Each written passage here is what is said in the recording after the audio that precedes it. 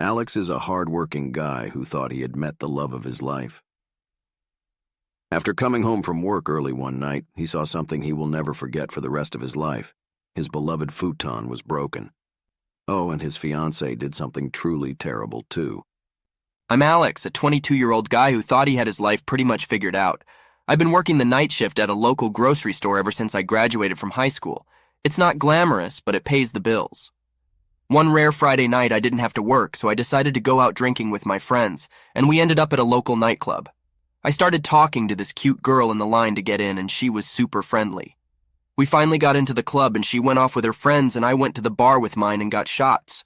One of my friends told me some chick was staring at me, and sure enough, it was the girl I was talking to from outside.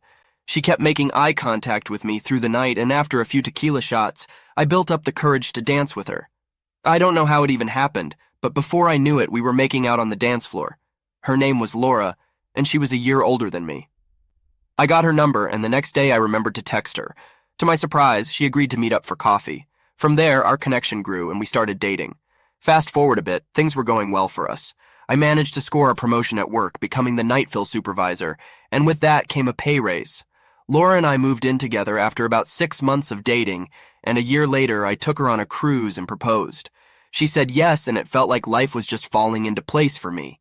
However, life is never just a fairy tale, is it? I've always been stuck with night shifts on the weekends, which made going out with friends and Laura impossible. My schedule often had me finishing work around 3 or 4 a.m., leaving me exhausted. Every now and then after work, I'd pick up my drunk friends and even Laura from their nights out.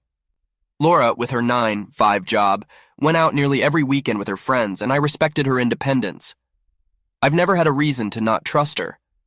This brings me to last night. It was Friday, and Laura was out again with her girlfriends clubbing as per usual, and I was working my graveyard shift as per usual. I wasn't feeling well, thinking it might be the flu, and decided to wrap up work early. I left work around 2 a.m. and texted Laura to see if she was still out, but got no response. When I got home and opened the front door, I heard Laura screaming, and I freaked out and ran into the living room to see if she was hurt. Man, I was such an idiot.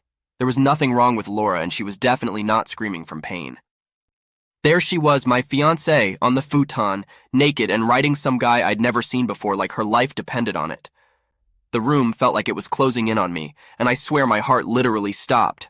I yelled at her, "What the F are you doing?" And I'd never seen someone move so quickly. She jumped off the guy and dashed into our bedroom ensuite and locked herself in. The guy. He was putting his clothes back on, apologizing and explaining that he had no idea she had a boyfriend. I was like, dude, she's wearing a freaking engagement ring. Apparently, they had hooked up while they were both drunk at the club and ended up back at our apartment, and he said he didn't even know her name.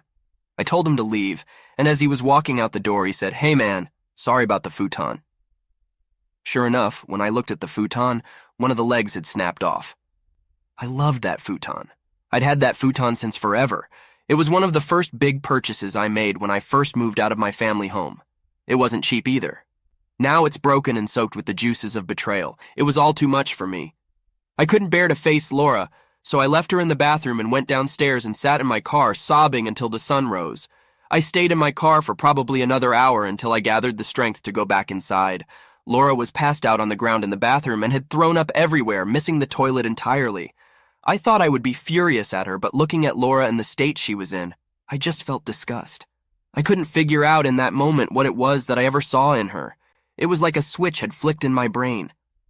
A few hours earlier, she had meant the world to me. I would have done anything for her. I would have literally died for her. But now, only pure disgust.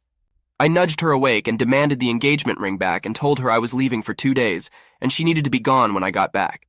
That sobered her up quickly. She immediately began sobbing, and I mean, real ugly crying. She begged me for forgiveness, promising to explain everything and that it was all just a big mistake. But at that moment, all I wanted was distance.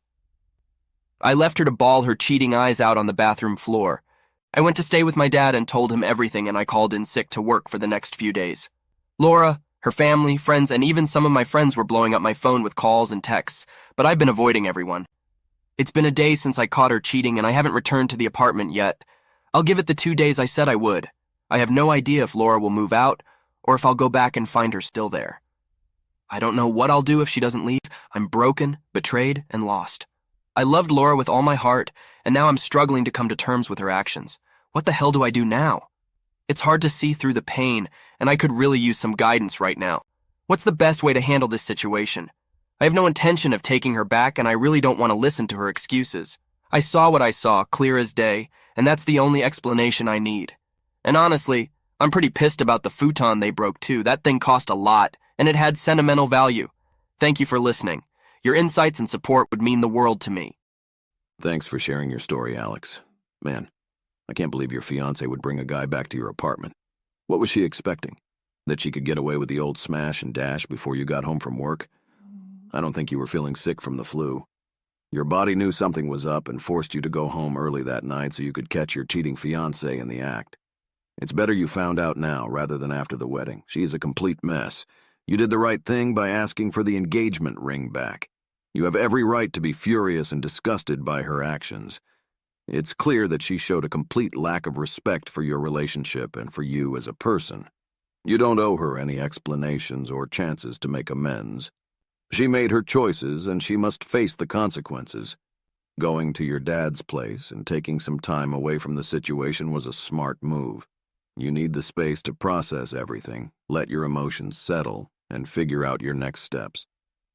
Surrounding yourself with supportive friends and family is important during this time.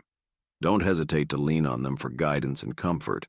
As for the apartment, you made it clear that she needs to be gone when you return, and you should stick to that. You deserve a clean break and a fresh start. The fact that Laura continued going out to clubs and partying every weekend, even after she got engaged, shows her true quality. She is definitely one for the streets, and you need to send her back to where she belongs. And the futon. Not the poor futon.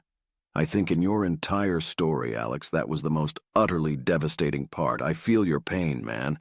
I'm sure that futon was one of a kind, completely irreplaceable, and nothing can ever make up for that kind of loss. Stay strong, Alex. This situation doesn't define you, and it's not a reflection of your worth. You're going to come out of this stronger and wiser. Focus on rebuilding your life and finding happiness on your own terms. You deserve it. I can't believe the audacity of Alex's fiancée.